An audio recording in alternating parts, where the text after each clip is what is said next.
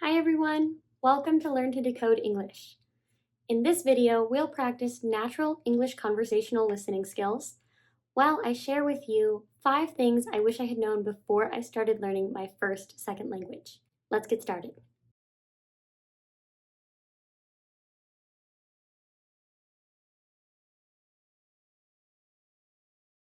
The very first thing I wish I had known before I started learning my first second language is that it is okay to make mistakes.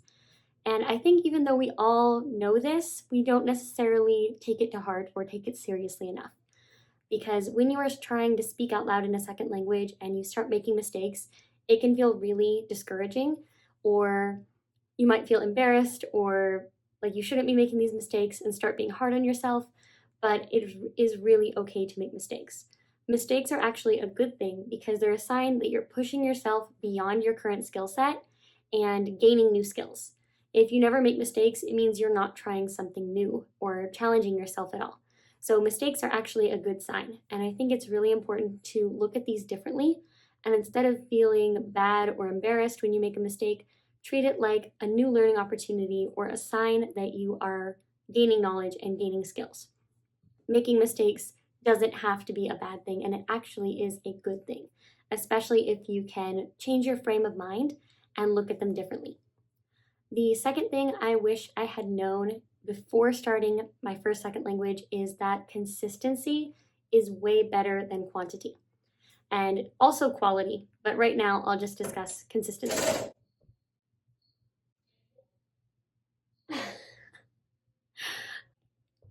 This is my cat. Okay, so consistency is better than volume, and quality is better than quantity.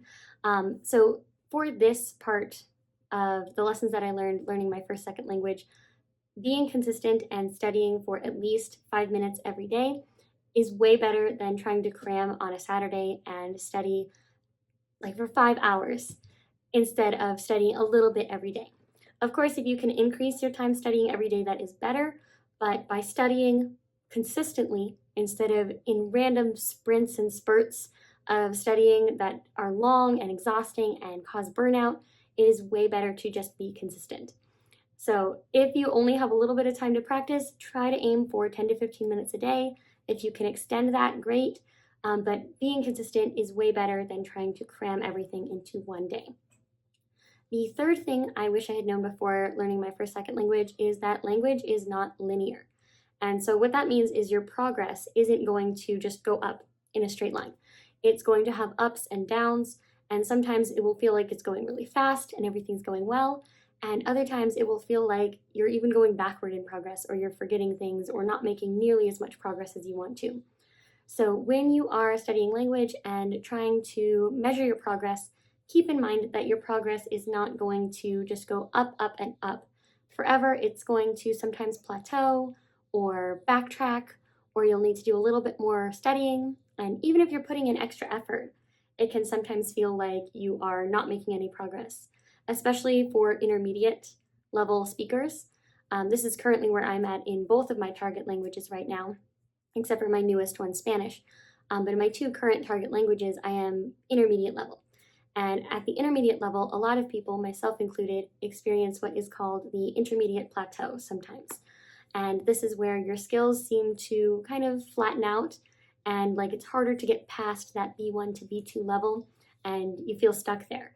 So when you get to this point, try to remind yourself that progress is not linear. It's going to have ups and downs, and sometimes that actually means you've hit another level and you're trying to break through to the next. So it can be a good sign as well. And also, if you are having like really great progress, make sure that you reward yourself for that and congratulate yourself on a job well done, because it doesn't always work that way. And so make sure that you do celebrate the good moments while also taking the more difficult moments with a grain of salt and some perspective so that you don't feel discouraged.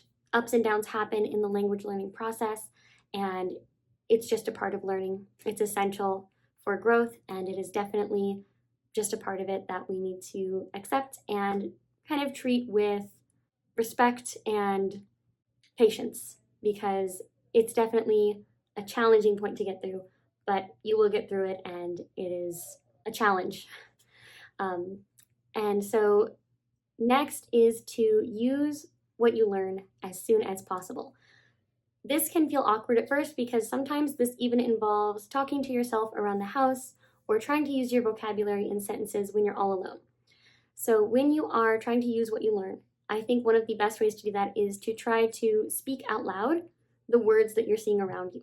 So for example, if you are at the grocery store or cooking in the kitchen and you want to practice your vocabulary words with food, you could try forming sentences either out loud or in your head about the different vocabulary words you're seeing. Like if you want to say, I'm going to buy an apple, you can try translating that into your target language, whatever that may be, and trying to use it in a sentence out loud, hopefully. But if you're not in a good situation to speak out loud to yourself, you can just try to translate and make those sentences in your head. So just using your language as soon as possible. If you can, and you have a conversation buddy or someone you can talk to, you can also try using your new vocabulary words in those conversations with your speaking partner.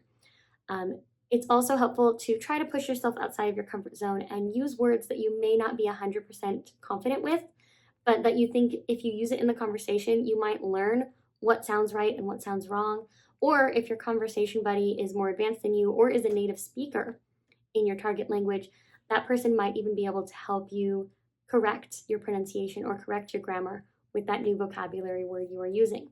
So the sooner you can use your new knowledge and information, the better. And finally, the last tip that I'd like to share with you today that I wish I had known when I first started is that language learning takes time. And just like how we know that making mistakes is okay, I think we all kind of know that it's going to take time to learn a language, but I think a lot of us can underestimate that. Some of us might think that we can gain full fluency within a year when that's not necessarily practical, especially if you have another job or if you have school and anything else, family responsibilities. It is not always practical and often not possible to learn a language that quickly. So I think putting it in perspective and really thinking about what a long time means, that it's not going to be a short-term goal that you can complete in a few months or even a few years. It's probably something that you're going to spend a long time learning over time in little pieces. And sometimes you'll have more time to dedicate to it and other times you'll have less. But language learning is a journey that takes a lot of time. You're in it for the long haul.